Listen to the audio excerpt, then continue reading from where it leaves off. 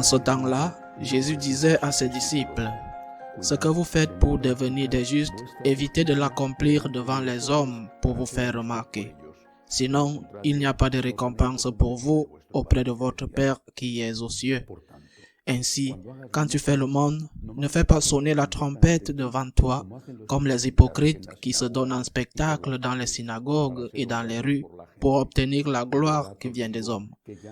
Amen, je vous le déclare, ceux-là ont reçu leur récompense. Mais toi, quand tu fais l'aumône, que ta main gauche ignore ce que fait la main droite, afin que ton aumône reste dans le secret, ton Père qui voit dans le secret te le rendra. Et quand vous priez, ne soyez pas comme les hypocrites, ils aiment à se tenir debout dans les synagogues et au carrefour pour bien se montrer aux hommes quand ils prient. Amen, je vous le déclare, ceux-là ont reçu leur récompense. Mais toi, quand tu pries, retire-toi dans ta pièce la plus retirée, ferme la porte et prie ton Père qui est présent dans le secret. Ton Père qui voit dans le secret te le rendra. Et quand vous jeûnez, ne prenez pas un air abattu comme les hypocrites. Ils prennent une mine défaite pour bien montrer aux hommes qu'ils jeûnent. Amen, je vous le déclare, ceux-là ont reçu leur récompense. Mais toi, quand tu jeûnes, parfume-toi la tête et lave-toi le visage. Ainsi, ton jeûne ne sera pas connu des hommes, mais seulement de ton Père qui est présent au plus secret. Ton Père qui voit au plus secret te le rendra. Acclamons la parole de Dieu. Nous commençons le carême, c'est le mercredi des cendres. La première chose que je veux rappeler est que c'est un jour de jeûne et d'abstinence, et que cette minuscule pénitence, parce qu'elle est très petite, cette pénitence fait aussi du bien à notre corps, mais surtout elle fait du bien à notre âme. C'est une façon, je le répète, une toute petite façon de nous unir à la souffrance du Christ sur la croix, parce que c'est cela le carême, accompagner Jésus à la croix. Mais pas seulement à la croix. Il y a deux textes de deux apôtres intéressants, parce qu'ils parlent de ce qui s'est passé avant et après. L'un de ce qu'ils voyaient et croyaient avant la mort du Christ, et l'autre de la façon dont ils le voyaient après la mort du Christ. Dans l'évangile de Saint Jean, au chapitre 11, lorsqu'il nous parle de la mort de Lazare, le frère de Marthe et de Marie, Jésus était hors de Jérusalem. Ils avaient fui parce qu'ils le cherchaient pour le tuer. Lorsqu'ils l'apprennent, parce qu'ils ont appris que Lazare est très malade, après avoir attendu quelques jours, en attendant qu'il meure, parce qu'il voulait faire le miracle de la résurrection de Lazare, avant de faire le miracle de sa propre résurrection, il décide d'aller à Béthanie, qui est à côté de Jérusalem. Et les apôtres lui disent, « C'est une erreur. Nous venons de partir de là. Il te cherche pour te tuer, lui disent-ils. Et il insiste, « Je dois y aller. Je veux y aller. » Alors l'apôtre Thomas se tourne vers les autres apôtres et dit, « Allons à Jérusalem pour mourir avec lui. Nous ne le laisserons pas seul. Si nous devons mourir, nous mourrons avec lui. Allons à Jérusalem pour mourir avec lui. » C'est une déclaration d'amour. Nous savons déjà ce qui s'est passé après. Le moment de vérité est arrivé et ils ont tous fui, tous sauf Saint Jean. Mais à ce moment, lui et les autres, parce qu'ils l'ont tous accompagné, sont allés à Jérusalem en pensant à mourir avec lui. Mais c'était un apôtre plein d'amour, mais il n'avait pas la foi. Car Jésus, qui avait déjà annoncé à plusieurs reprises qu'il allait mourir à Jérusalem, n'avait jamais dit qu'il allait seulement mourir. Il avait toujours dit qu'il allait mourir et ressusciter. Toujours. Il n'y a pas un seul moment où Jésus parle de sa mort, où il ne parle pas aussi de sa résurrection. Mais à ce moment, les apôtres et le porte-parole et Thomas ne disent pas « Allons à Jérusalem pour mourir et ressusciter avec lui » ou encore « Allons à Jérusalem pour ressusciter avec lui ». Allons à Jérusalem pour mourir avec lui. Je le répète, c'est un acte d'amour, un grand acte d'amour mais sans foi. Le temps passe, un autre apôtre arrive, Saint Paul. À la fin de sa vie, dans la deuxième lettre à Timothée, qui est peut-être la dernière lettre qu'il écrit, peut-être déjà en prison à Rome, c'est la deuxième fois qu'il est en prison à Rome, en attendant sa mort.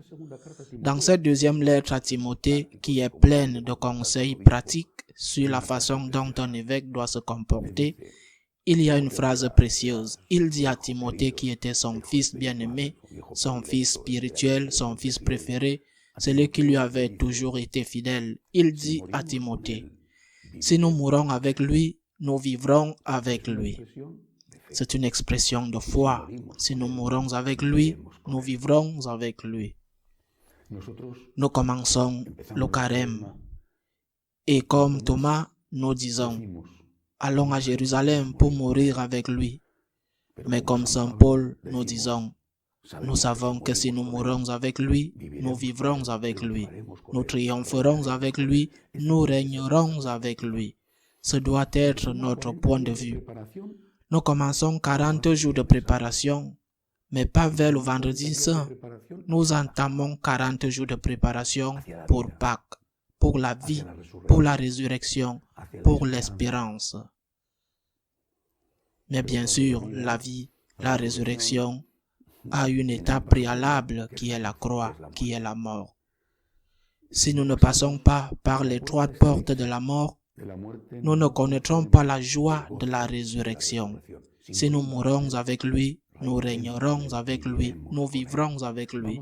Allons à Jérusalem pour mourir avec lui et vivre avec lui. Que signifie cela?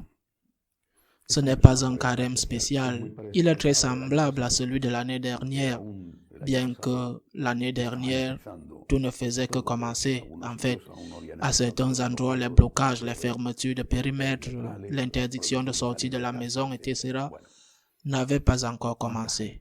Eh bien, combien de personnes, combien que nous connaissons ou que nous connaissions, ne sont plus avec nous? Combien amis, familiers, et combien sont malades? Combien ont perdu leur emploi? Combien ont peut-être vu leur mariage se détériorer parce qu'ils vivaient trop intensément ensemble? Tant de souffrances, tant de souffrances. Et certainement, combien nous devons encore subir ce qui s'ajoute aux douleurs et aux souffrances normales de la vie, celles que nous avons toujours eues et celles que nous aurons toujours, quelle que soit l'épidémie. Par conséquent, ce qui nous importe maintenant, ce qui m'importe particulièrement maintenant, c'est d'enseigner que le chemin de la croix est le chemin de la gloire, que le chemin de la croix est le chemin de la résurrection, et que cette douleur, cette souffrance, chacun a les siennes. Parfois, elles sont si nombreuses qu'il nous semble impossible de les supporter. Que cette souffrance a un sens, elle a une valeur, sert à quelque chose. Que si nous mourons avec lui, nous vivrons avec lui.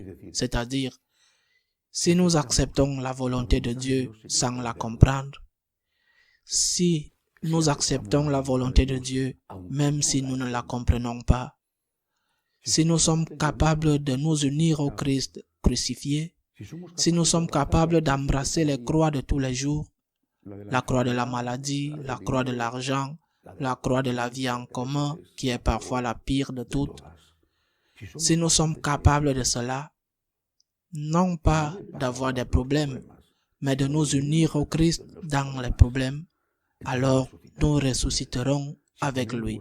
Si nous mourons avec lui, nous vivons avec lui. Si quand j'ai un problème, je lui dis, Seigneur, avec toi, pour toi, je ne fuis pas. Avec toi, Seigneur, uni à toi, je m'unis à toi dans ce problème. J'ai déjà à ce moment précis la paix. Parfois, le problème disparaît, même grâce à cette paix que j'ai. Mais si cela ne disparaît pas, si la douleur continue, non seulement je porte le problème, mais je suis avec lui, qui m'a dit, qui nous a dit, « Venez à moi, vous qui êtes fatigués et accablés, et je vous donnerai du repos. Prenez mon joug sur vous, Prenez mon joug qui est léger et facile, je serai votre repos. Nous sommes confrontés, lorsque nous prenons cette décision, à au moins 3 problèmes. D'abord, le monde. Il se moque de nous quand il nous entend dire que nous sommes prêts à embrasser la croix parce que le monde fuit la croix, mais il fuit la croix et s'implique dans d'autres croix plus importantes. Il passe sa vie dans une fuite permanente, ne réalisant pas que le seul problème que tu ne peux pas fuir est toi-même. Il se déplace de lieu en lieu, de partenaire en partenaire, ou de travail en travail, ou de communauté en communauté. Tu changes parce que tu ne veux pas souffrir. Et généralement, ce qui t'attend est pire que ce que tu as laissé derrière toi. Le monde ne connaît pas le secret du bonheur, qui est, par amour, d'embrasser la volonté de Dieu à chaque instant, même si cette volonté de Dieu coûte du travail. Le monde nous dit « fuis » et le Christ nous dit « je suis crucifié parce que je veux et parce que je vais ressusciter ». Le deuxième problème que nous avons, le monde l'influence aussi beaucoup, mais il est en nous, pas en dehors de nous. C'est une chose que j'ai déjà dite, que tu oublies que tout problème est une présence spirituelle, non pas sacramentelle, mais une présence du Christ. Je peux m'unir au Seigneur. Je peux m'unir au Seigneur quand je souffre. Nous les prêtres n'avons certainement pas prêché cela depuis trop longtemps. Peut-être que nous ne l'avons pas prêché parce que nous ne l'avons pas pratiqué et parce que nous ne l'avons pas enseigné, mais cela est réel. Tout saint le sait et l'a pratiqué. Je pense à Saint François d'Assise, quand, à l'Averne, déjà si malade, déjà si proche de la mort, il a dit à Dieu, il a dit au Christ, « Je veux aimer comme toi et souffrir comme toi. » Et alors le Seigneur crucifié, avec les ailes des séraphins, lui apparut et lui infusa les blessures sur son corps.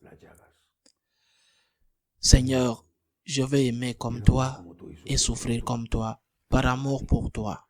Ne l'oublions pas, car c'est le deuxième grand danger de nous laisser entraîner par le monde et de croire que la douleur n'a aucune valeur, aucun mérite, ne sert à rien. Le troisième danger est que nous nous transformons en des gens qui ne voient que le négatif, c'est-à-dire que nous embrassons le Christ sur la croix, mais il y a aussi de bonnes choses dans notre vie et nous devrions les voir aussi, simplement par équilibre. Nous embrassons le Christ crucifié à travers nos problèmes, mais il y a aussi de bonnes choses pour lesquelles nous devrions rendre grâce et dont nous devrions profiter. Une dame m'écrit, elle vit au Venezuela, son fils est au Chili.